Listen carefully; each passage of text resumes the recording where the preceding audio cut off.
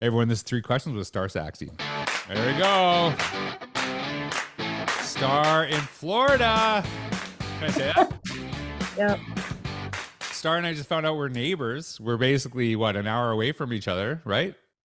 Just about. Something like that. So we're both in Florida, and we are recording this in a day where the places we used to live are freezing. So, right? New York is freezing, Edmonton, Alberta is freezing, and I'm wearing shorts. So, T-shirt. well, little shout out to all my friends in Canada. Sorry about the weather. So little shout out. So hey, we are actually doing a three questions, but it's on Star's most recent book, Student Led Assessment: Promoting Agency and Achievement Through Portfolios and Conferences. And I'm correct. You wrote this with published this with the ASCD, Yep. and so I like. I am really excited to talk to you about this book. Especially, I have been a huge advocate of portfolios. One of the things here's something in I'm just this is like kind of I know we're at past Festivus, but I'm going to air a grievance right now, right? So Seinfeld reference, right? Seinfeld. So when I'm curious what your thoughts on this. I know I got two questions for you. Maybe this is like a third one. I hate when people say we need to get rid of standardized tests, and they say this in education. And I don't hate that idea. I hate the idea that they don't actually say like we should get rid of this and do this. That's Yes. what bugs me. And so it's like, so a lot of people think, well, there's no accountability if you just get rid of like, what are you going to do?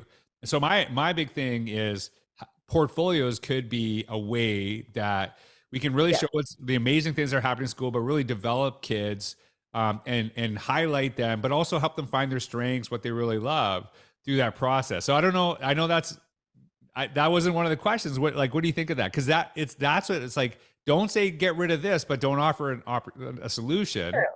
Show me an opportunity. And I'm being a huge advocate of portfolio specifically. What do you think of that?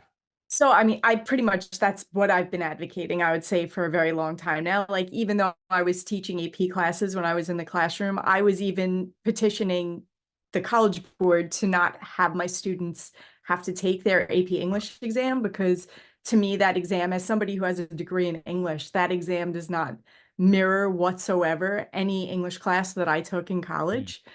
And I was like, you know what? But if you let my students submit their portfolio of work for you, they'll pay the fee. You'll use whatever readers you have Hmm. to determine whether or not they've met the criteria for a college level course. I just felt that it gave my students, their research paper in particular, and then the other work that they did in the class. Just, I don't know. It showed their body of learning in a way that a single exam just can't.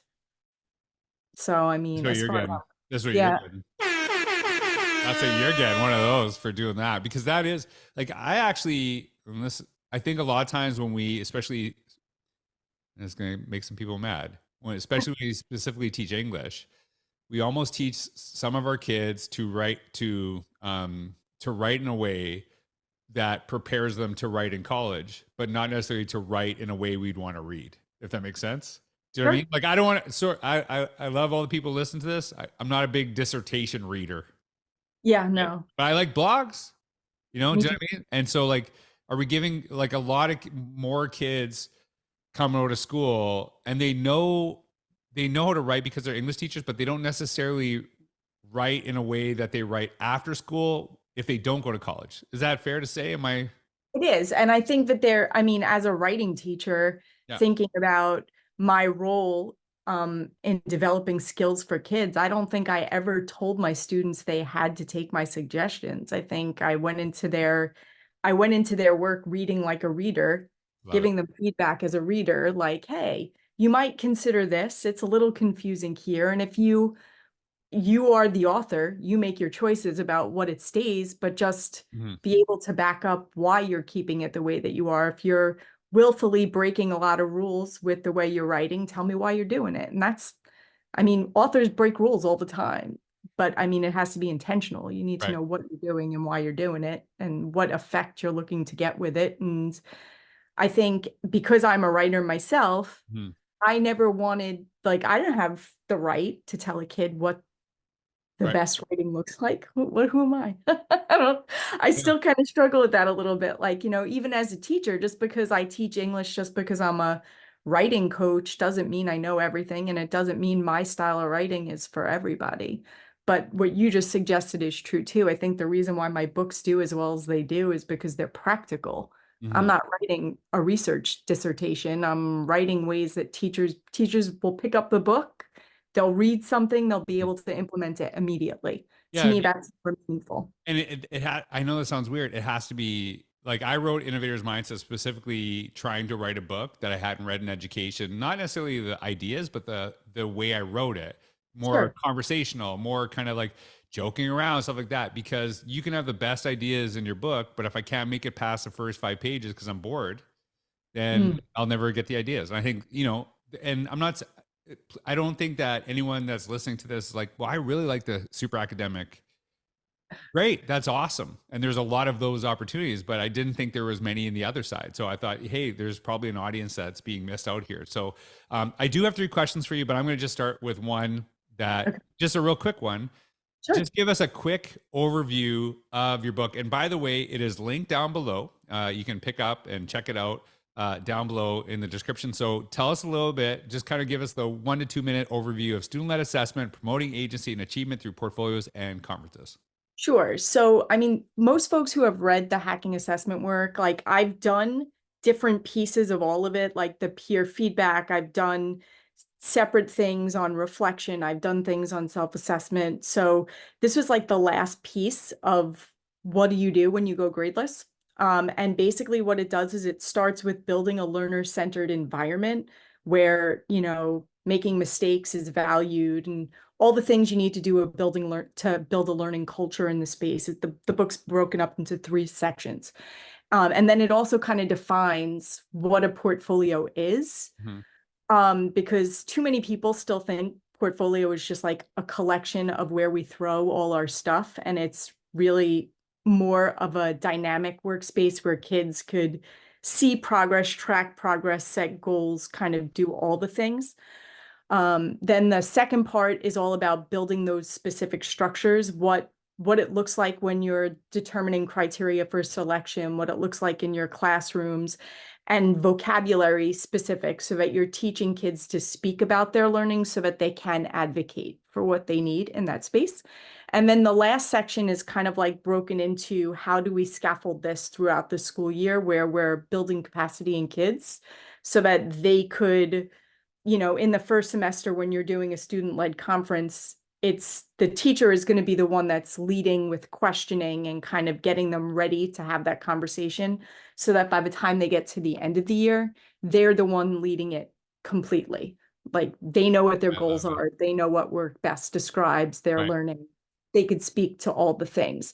And then there's like a bonus little section of teachers modeling their own growth and learning by developing portfolios of their own and doing it with the kids. I love this. We didn't know that we were doing this work because I've been doing this work for a long time too, and this is something I'm very very passionate about. Uh, Mhm. you're gonna love what I'm about to tell you. So I teach a class with UPenn, and it's on universal design for learning. And Katie Novak and I split it up. So I do the first part, she does the second part. Mine's really on the focus on laying the foundation for innovation, education, and UDL. The very first thing that I actually make the students do is create their own portfolio. So Nice. I have a course on it and they go through it and they have to, and it is meant to be, and because you mentioned gradeless, I don't give Mhm. grades in the course. So it's the portfolio, they have like, it's not, they all have to kind of make it kind of using the same platform, Mhm. but how they share their learning, share their thinking can be totally different. And they actually inspire ideas in myself. Like I'm like, I didn't know that was a thing. That's a really Mhm. interesting way to share your ideas. But what I try to get them to understand is this is meant to be conversational, not me telling you you get an A, you get this. So if I need some more, if I need to like kind of dig more out of you and get a little bit understanding, do you understand the content we're sharing? I'll just ask you questions, but I'm not giving you a grade on this because a lot of people do things that I don't do, right? They have positions I never, like learning coach. I was never a learning coach. So for me to say like, hey, you're a learning coach, here's how you are at your job. I don't know. Like you're the learning coach. And the biggest reason I do this, and you kind of touched on this, is I say if you enjoy the process and you think this is beneficial, the expectation is that you start figuring out how to do this in your school context. Because Sure. you can't say, this is awesome. I love how this is taught. Anyways, I'm going to go back and do. So it's saying we need to immerse you in the type of learning and you see the value of it and then you teach it. And I love what you said because it's totally mirrors my philosophy on this too. All right. Okay. Because I could talk to you about this for hours. And as Well, much what as I love to, go ahead, go ahead. you just said about how you do it with your, with the adults that you're doing it Yep. with. The reason I got into all this work as heavily as I did was I did national board certification a bunch of years ago, like way, way, way back. Yep. I guess like 2011 is when I got it. And that process, which is all about reflection and developing a portfolio, literally changed the way I thought about myself as a learner. Mm-hmm. And it also changed, like, I was like, this was such a powerful way for me to see myself as a learner. And there was so Yep. much learning that happened. And I didn't have a teacher telling me what I did well and what I didn't do well, so much as I videoed my class. I had to watch Right. the video. I had to reflect on those things. I had to make recommendations to myself. And that metacognitive process was so powerful that I was like, this has to be a part of what goes on in my high school classroom because this is a skill set that my students are going to need regardless of what they do after Mm-hmm. school, Right. whether they go into higher ed or they go into something else. Being able to think about yourself as a learner in everything you do Right. and be able to reflect on how successfully you're doing things, how to set your own goals, and then how to track those goals over time is just, it's an invaluable skill set, in my opinion. Well, and that was like, I know that you talk about. I'm like, you kind of answered the first question, like, why did you write this book? So I'm gonna go into the second one real quick. Sure. Um, you talk about conferences as well as this too, Yep. and the thing that so as a principal we implemented this, but we actually had our staff do their own portfolios. Mhm. But this is a really important thing. When I did that as a principal, I said, hey, we want you to create your own portfolios using the same platform the kids are going to be using. And it's going to be a little bit different than how we've done evaluations in the past, but this is important to me.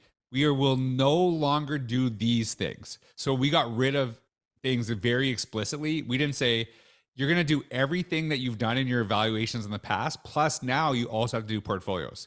So any educational leaders, if you're like looking to implement this, it shouldn't be everything you do plus. It should be like, what can we do that's better? And that was Yep. a really important aspect of this. But the the old school mentality for teacher evaluations, I would go into a classroom, observe them for 20 minutes. They would pretend that they teach a certain way that they think I want to see, right? Yep. Right? Totally faking stuff. Then I'd leave and they're like, okay, you can go back to how you were acting prior. And so then I'm supposed to say, here's the 11 things. Here's how you met them based on me watching you for 80 minutes or whatever. And I just hate that idea. And so I still had to like report that as a principal. But when Sure. we started doing the portfolios, and I think this is where the conference thing ties in beautifully, all I said to them, because they were like reflecting on their own practice, tell me where you're strong, tell me where you need to grow. And then they led the conversation. Yes. What was beautiful was they were doing that process. And then when the students did the portfolios, that's what it eventually became, is that they had the students talking about what they understood, where they could grow, what they were really good at, instead of the teacher, parents coming in saying your child does this. It was this, because that's where the real learning happens, is when you can kind of lead that way. So I love this. We are so aligned on this. Oh my God. All right. I love it. All right. So we kind of talked about why did you write the book? And obviously I feel like it can change a lot of things. So what do you hope ultimately people pick this book up? What do you see it achieving? Like what do you hope that it achieves with somebody who reads it? And I don't, maybe I'm making an assumption here. I don't think this is great for, an individual, but I think it'd be really powerful for a school to read it Yes. together, because the issue that's happened in education is that someone gets really excited about this in grade 5, and then they really change their practice, and then the grade 6 teacher is like, nope. And then it's like, I understand the autonomy and how important it is, but then you've lost all the momentum of the abilities of the kids. And it's, like it should be like, how does this help the learner? And if it's beneficial to the learner, how do we progress it? So I think this is a book that's really meant to lend to not just, it can individuals, but it'd be better as a team. Am I wrong there? So No, no. ultimately, what do you hope to achieve? So just like for me, it's always about what makes learning experiences innovative and thoughtful and engaging for all kids. And one of the things I've really learned about this sort of gradeless mentality Yeah. is that when you're providing a learning space that's not solely judged by one person, but as a community of learners, we're looking at each other's learning, we're helping each other grow. The environment itself is promoting an atmosphere where learning is its own reward as opposed to a Mm. grade or whatever. My hope is that schools will look at this process and say, you know what, we can do things differently. Do you have to go straight into throwing out everything? No. There's lots of stuff Yeah. in there you could do right away that will work with your traditional practices. And hopefully, once you get more confident in those, you kind of start pulling some of the scaffolds out so that you can change things because people see how powerful it is in action. I am lucky enough to I'm working with a district right now in Delaware that's building a portfolio assessment system for their entire secondary, which is brilliant because this kind of stuff usually lives in the elementary section. Like it's really Mm. easy to do this work in elementary, standards-based assessment, and then portfolio because you're not really beholden to transcripts and grades and all the things for colleges, or at least that's what secondary tells themselves. But a lot of higher ed is changing now too. I work with Mhm. a lot of higher ed folks who are doing this work, doing it really, really well, not assessing students at higher ed. And it's really the admissions process that seems to Right. be the thing that turns off high, like secondary toward this kind of work. But it can be done. So I'm hoping that this book at least just offers people a suggestion for something different that will work for more, if not all of their kids. Maybe start engaging those dialogues with parents and communities before they make maybe even bigger grading and assessment reform in their Mhm. spaces. I think it's a great intermediate step to get towards that kind of like, we're not going to keep the traditional sense of standardized testing and grading and judgment of learning in that capacity. So that's what I really hope, that people will see room in their own classrooms and schools to do something that's really more an authentic sort of representation of what kids know and can do. I wrote a series on rethinking assessment, and I talked about one of the things you referenced, and the mentality that at high school level we have to do grades because colleges expect that, Yep. and then but here's the interesting thing. Some of the colleges I work with say, "Oh, we have to do grades because that's what the high schools are producing." So it's like, "Hey, we want to move forward, but it's the it's the other group that won't let us." And it's like somebody's got to make this move. And one of the stories I shared was a student I just actually saw their portfolio, and I connect with their teacher, and they applied to a school, and they actually didn't get in on their grade. So they contacted the school and they said, Google me. And they looked at their portfolio and said, yeah, we'll take you. Because they could have a better understanding of their learning, their abilities through the portfolio, that they couldn't get that snapshot in just looking at a grade. So Right. like somebody's got to make the move. And so I think that's such a powerful thing. And I'm going to link that series down below too. All right. I actually Go did ahead. know, George. You're referenced twice. Like you're in my references. I have two of Right. your blog Hold on. posts Hold up. So on. Self shout out. yeah, recommended reading for Oh, good. additional. I Yeah. appreciate that. All right. Okay. I'm going to kind of mix up this last question. Okay, fair enough. So I have the question, what's one thing you learned through the process? But Mhm. I am going to kind of ask you about that because you kind of did talk about this, but it's kind of weird in the sense that both you and I and maybe I'm wrong, have an understanding of this, not because we researched it, but because we did it for ourselves Yes. and we saw the value of it and then we talked about it. And that to me, so like, would you say like almost, I know this sounds weird. Is this book like almost one of your portfolio items or was pulled from your portfolio items? Like, is that weird to kind of say? Because a lot of my writing has come from me just sharing my learning and then actually kind of, solidifying it. Is that fair to say? Like, it's not you just talking about this from the viewpoint of a teacher, but actually going through this experience yourself. Yeah.